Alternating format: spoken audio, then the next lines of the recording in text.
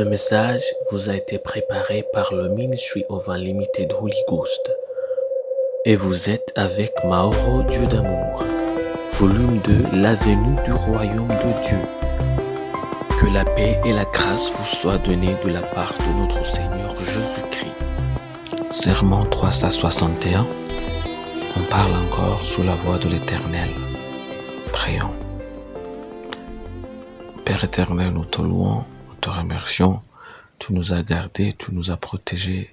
Tu nous donnes une autre occasion d'écouter ta parole. Merci Seigneur. Que ton nom soit sanctifié, que ton règne vienne et que ta volonté soit faite sur la terre comme au ciel. Au nom de Jésus-Christ, Père, nous prions. Que Père, tu ouvres nos cœurs, nos pensées, nos oreilles.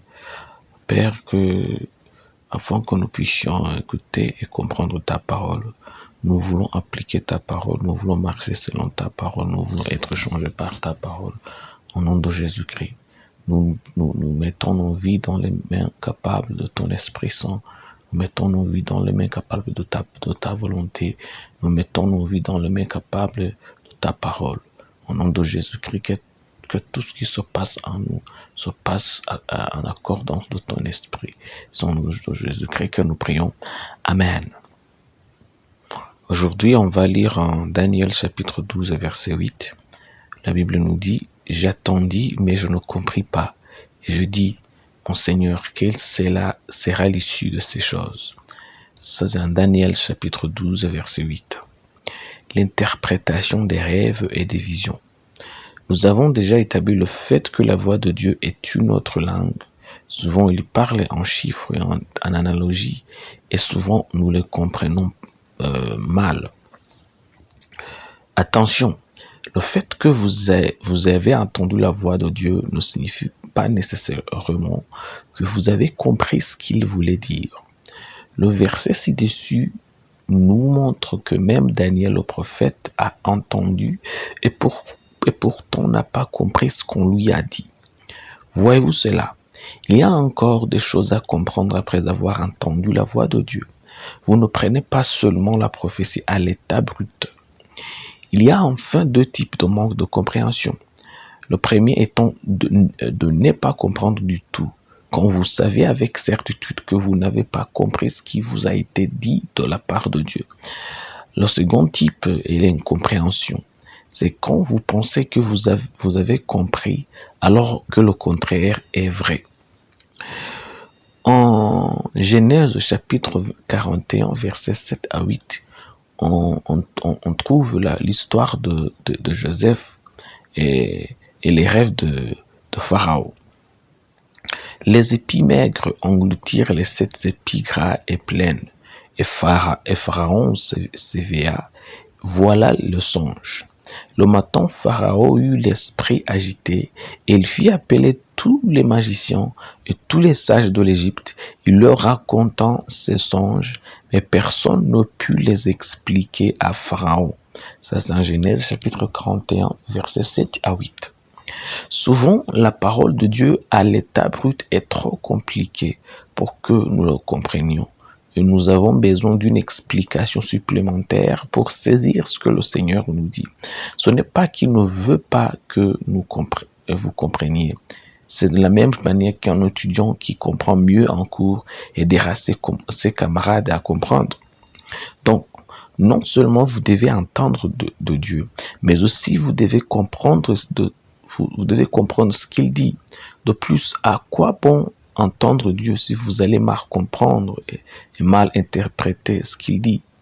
Le manque de compréhension est aussi mauvais que ne pas entendre Dieu, parce qu'il vous fait manquer la promesse du Seigneur. Prions. Père éternel, nous te louons, nous te remercions. Que ton nom soit sanctifié, que ton règne vienne et que ta volonté soit faite sur la terre comme au ciel. Au nom de Jésus-Christ, Père, nous prions. Que, ô Père, tu ouvres les yeux de notre compréhension afin que nous puissions comprendre ce que tu nous dis quand tu parles. Nous ne voulons pas avoir une fausse interprétation de ta parole. Nous ne voulons pas avoir une fausse interprétation de ce que tu nous dis. Nous voulons avoir une une claire interprétation. Tout ce qui est bon, tout ce qui est vrai, c'est ce que nous voulons avoir dans nos cœurs. Au nom de Jésus-Christ, nous te prions. Au nom de Jésus-Christ, nous demandons que tout ce qui vient de toi soit dans nos vies. Au nom de Jésus-Christ. Amen. La promesse d'aujourd'hui, on va la trouver en Proverbe, chapitre 4, verset 7, où la Bible nous dit « Voici les commencements de la sagesse. Acquiert la sagesse et avec tout ce que tu possèdes, acquiert l'intelligence. » Ça, c'est un Proverbe, chapitre 4, verset 7. Que Dieu vous bénisse d'être avec nous. Qu'il vous bénisse d'avoir écouté sa parole. Au nom de Jésus-Christ, je prie pour vous. Que Dieu vous remplisse de son Esprit Saint. Qu'il vous remplisse de sa parole.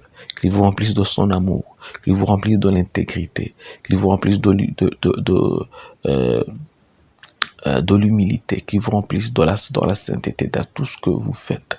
Au nom de Jésus-Christ, que Dieu vous comble avec son amour, que Dieu vous protège avec ses propres mains. Au nom de Jésus-Christ, je prie pour vous, que tout ce qui est bon, qui vient de l'Éternel, soit en vous. Tout ce qui est en vous qui ne vient pas de l'Éternel soit éliminé de votre vie. Au nom de Jésus-Christ, que Dieu vous remplisse de la foi. Au nom de Jésus-Christ, que vous soyez bénis. C'est au nom de Jésus-Christ que je prie pour vous. Que vous soyez bénis. Amen. Soyez un partenaire de Dieu. Suivez et recommandez notre page Facebook et notre chaîne YouTube. Partagez la dévotion avec vos proches. Lisez et écoutez tous les jours et vous verrez vraiment Dieu dans votre vie. Que Dieu vous bénisse. Vous pouvez trouver les links dans la description du vidéo en dessous.